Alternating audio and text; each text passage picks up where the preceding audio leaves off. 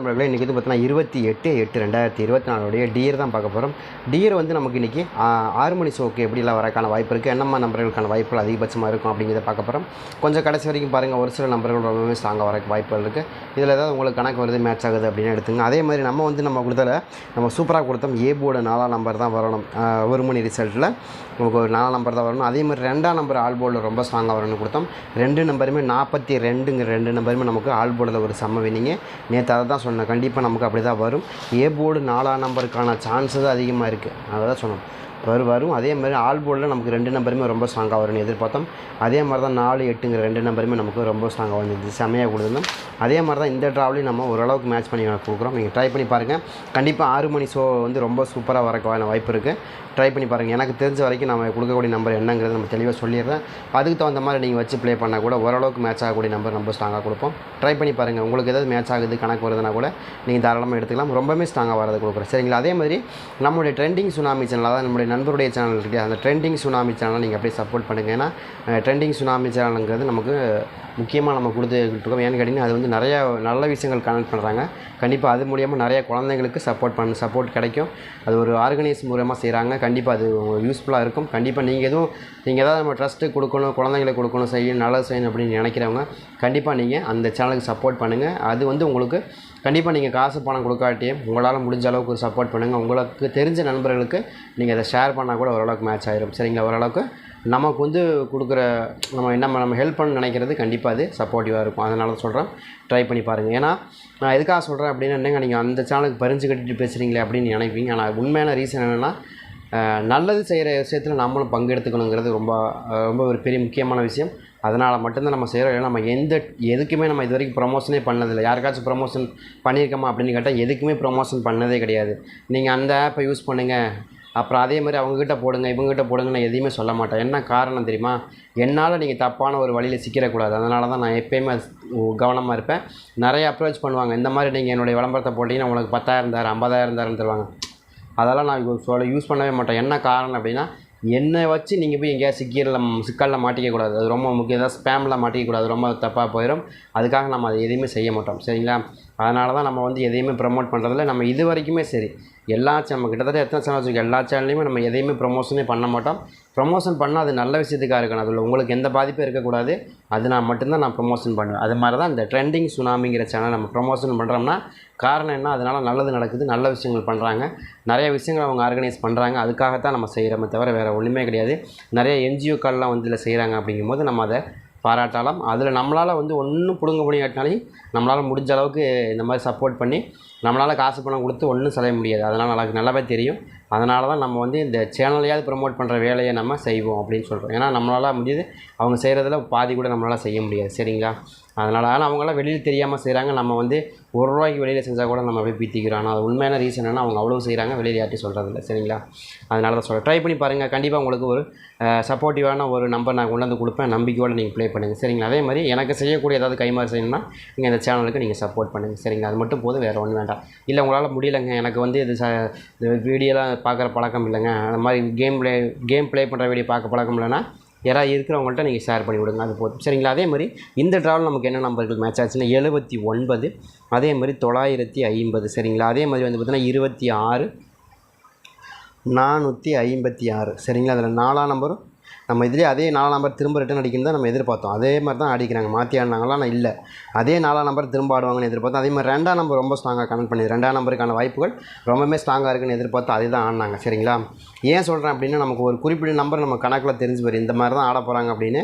அதனால தான் நம்ம வந்து கரெக்டாக சொல்கிறோம், இந்த நம்பருக்கு இந்த நம்பர் தான் ஆடுவாங்க, இந்த நம்பருக்கு இந்த நம்பர் தான் ஆடுவாங்கன்னு நம்ம கரெக்டாக கணக்கில் வர்றதுனால நம்ம தெளிவாக சொல்கிறோம். சரிங்களா? ட்ரை பண்ணி பாருங்கள். அதே மாதிரி இதில் வந்து பார்த்திங்கன்னா நமக்கு ஏ போர்டு என்ன வரப்போதுங்க அப்படின்னா, ஏ போர்டை தெரிஞ்ச வரைக்கும் எனக்கு ரொம்ப ஸ்ட்ராங்காக 7ஆம் நம்பருக்கான வாய்ப்புகள் ரொம்ப ஸ்ட்ராங்காக இருக்குது. எதனாலனா 4க்கு 7, 4, 4, 7ன்னு தான் வரணும்னு எனக்கு தோணுது. உங்களுக்கு இது கணக்கில் வருதாங்கிறதையும் பாருங்கள்.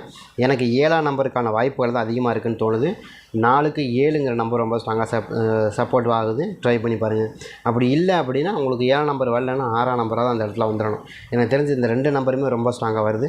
ஏதாவது கணக்கில் வருதா அப்படிங்கிறதையும் பாருங்கள். ரொம்ப ஸ்ட்ராங்காக வரக்கூடிய நம்பர் எனக்கு 6ஆம் நம்பரும் ரொம்ப ஸ்ட்ராங்காக இருக்குது, 7ஆம் நம்பரும் ரொம்ப ஸ்ட்ராங்காக இருக்குது. ஃபஸ்ட்டு ப்ரையாரிட்டி 7ஆம் நம்பருக்கு கொடுக்குறோம், செகண்ட் ப்ரையாரிட்டி 6ஆம் நம்பருக்கு கொடுக்குறோம். அவ்வளோதான் வித்தியாசம், வேறு ஒன்றுமே இல்லை. 2 நம்பர் கொடுக்குறோம். முதல் மேல் ஸ்லாட்டில் ஆடுறாங்களா இல்லை அந்த கீழ் ஸ்லாட்டில் ஆடுறாங்களா, அவ்வளோதான் வித்தியாசம். இது எப்படிங்க நீங்கள் மட்டும் கணக்கில் கொண்டு வரீங்க அப்படின்னா நமக்கு எப்பயுமே 2 ஃபார்மேட் கணக்கு தான் எதுலேயுமே வரும். நீங்கள் எது எடுத்தாலும் 2 கணக்கு தான் வரும்.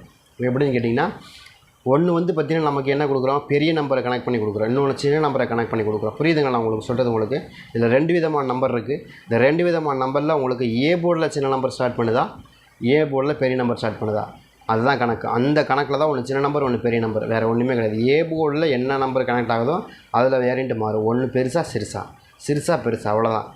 இதுதான் நமக்கு இங்கே வின்னிங் நம்பரை சூஸ் பண்ணுது. சரிங்களா? அதனால தான் திரும்ப சொல்கிறேன். ஏன்னா நீங்கள் வந்து ஏ போர்டில் 7ஆம் நம்பர் விழுகுது அப்படின்னா கடைசியில் வேறு மாதிரி தான் நம்பர் வந்து விழுகும். புரியுதுங்களா? நீங்கள் ஃபஸ்ட்டு ஆரம்பிக்கும் போது இப்போ ஏ போர்டு இங்கே வந்து பார்த்திங்கன்னா நமக்கு இந்த 6 டிஜிட் நம்பரில் இங்கே வந்து நமக்கு ஒரு 2ஆம் நம்பர் கனெக்ட் ஆகுது அப்படின்னா போக பார்த்தீங்கன்னா அது எங்கே நிற்கும், இங்கே வந்து 0வில் போய் நிற்கும்.